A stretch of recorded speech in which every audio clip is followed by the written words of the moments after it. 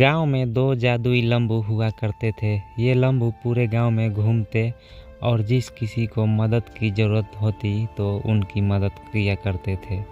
एक दिन चारों लंबू रोज की तरह गांव में घूम रहे थे। अचानक इनको किसी बच्ची के रोने की आवाज़ आई। जैसे ही लंबू ने अंदर झांक कर देखा तो एक प्यारी सी बच्ची कपड़े धोते हुए रो रही थी और पीछे से किसी औरत के चिल्लाने की आवाज़ आ रही थी, खबरदार, अगर आगे से घर का काम ना करने की बात कही तो घर पर बैठो और घर का सारा काम करो। जल्द ही तुम्हारा स्कूल से नाम कटवाती हूँ। यह कहती हुई वह घर से बाहर चली गई। दोनों लंबू ने सोचा कि हमें इन बच्ची की मदद करनी चाहिए। फिर क्या, एक लंबू बिल्ली बन गया और रसोई में रखा दूध पीने लगा।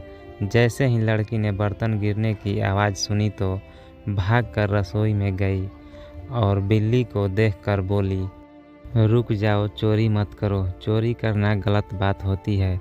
मैं तुझे अलग से दूध दे देती हूँ। अगर मेरी माँ को पता चल गया कि बिल्ली ने दूध जूठा कर दिया तो बिना सोचे समझे पता नहीं क्या सज़ा देगी मुझे। यह सुनकर बिल्ली बोली, मुझे आज तक किसी ने ऐसा नहीं बोला। हर कोई मुझे मारकर भगा देता है। तुम बहुत नेक दिल की लड़की हो, लेकिन तुम रो क्यों रही हो? मेरा नाम शालिनी है, मेरी असली माँ नहीं है।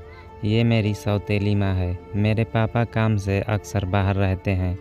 माँ मेरे साथ बहुत बुरा बर्ताव करती है और पापा मेरी बात का विश्वास भी नहीं करते। इसलिए मुझे माँ की बात बहुत बुरा लगता है। अगर मेरी असली माँ होती तो मुझे इतना बुरा भला नहीं कहती और मुझे पढ़ाई करने से मना नहीं करती। यह सब सुनकर बिल्ली ने दूध खत्म किया और वहाँ से चली गई और शालिनी अपना काम करने के लिए जाने लगी। जैसे ही उसने दूसरे कमरे में प्रवेश किया, उसने देखा कि सारा कमरा एकदम साफ था। कपड़े धुलकर प्रेस किए हुए पड़े थे। ये देखकर शालिनी ने बाकी के कमरों की भी सफाई कर डाली। कुछ समय बाद जब उसकी माँ आई तो घर का बदला रूप देखकर वह हैरान हो गई।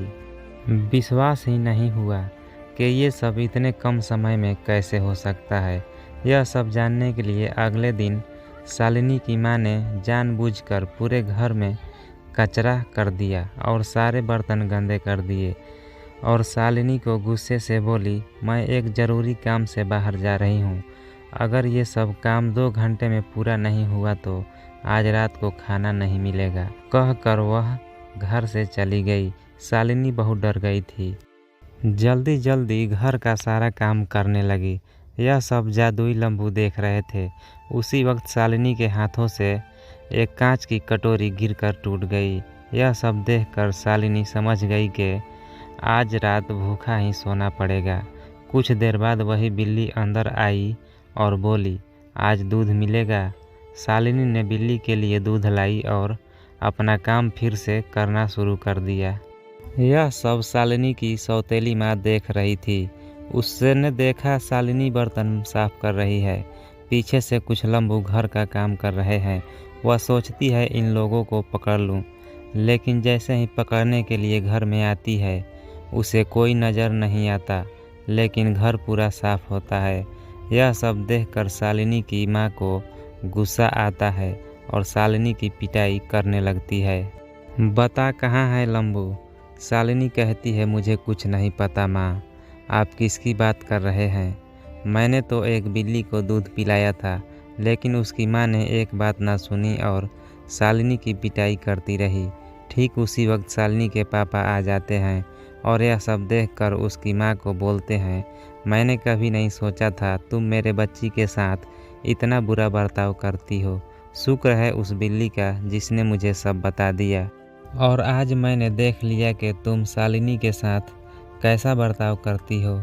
अगर आज के बाद तुमने मेरे बच्ची को हाथ भी लगाया और पढ़ाई करने से रोका तो मुझसे बुरा कोई नहीं होगा।